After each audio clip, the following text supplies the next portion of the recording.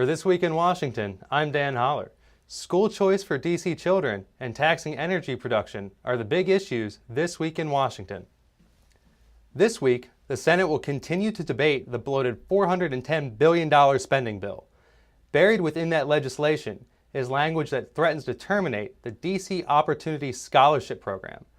That $14 million program allows more than 1,700 children in the nation's worst school district to attend some of the best schools in Washington, including Sidwell Friends, where President Obama sends his two girls.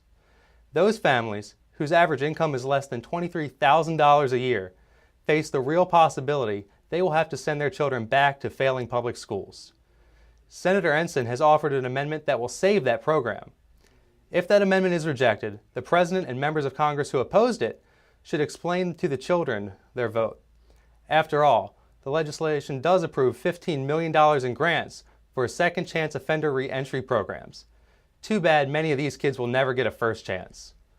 In the House, a top-ranking Democrat is poised to introduce the Cap and Dividend Act of 2009.